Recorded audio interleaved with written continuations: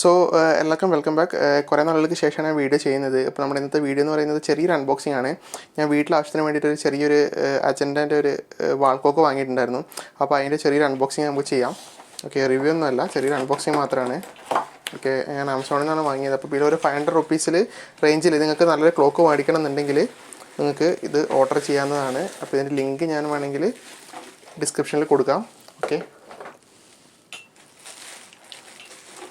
ഇപ്പോൾ പാക്കിംഗ് ഒക്കെ മോശമില്ല, നല്ല അടിപൊളി പാക്കിംഗ് കേട്ടോ.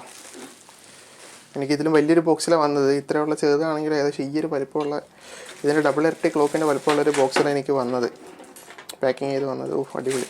ഞാൻ എക്സ്പെക്റ്റ് ചെയ്തതിനേക്കാളും നല്ല രസമുണ്ട് കേട്ടോ കാണാൻ. അപ്പോൾ ഇതിൻ്റെ കൂടെ നമുക്ക് അഡീഷണലായിട്ട് ഇതുപോലൊരു ബാറ്ററിയും പിന്നെ അതിൻ്റെ ഒരു ബാക്കിലിടാനുള്ളൊരു ക്ലിപ്പും വരുന്നുണ്ട്. ഓക്കെ, ഇവിടെ നമ്മൾ ബാറ്ററി ഇടുന്ന സ്ഥലം, പിന്നെ അതുപോലെ ഇത് ക്ലോസ് ചെയ്യാനുള്ള ചെറിയൊരു ഇതും വരുന്നുണ്ട്. ഓക്കെ, പിന്നെ വാളിൽ മൗണ്ട് ചെയ്യാനുള്ള ഹോളും കൊടുത്തിട്ടുണ്ട്. അപ്പോൾ ഇതാണ് ക്ലോക്ക്.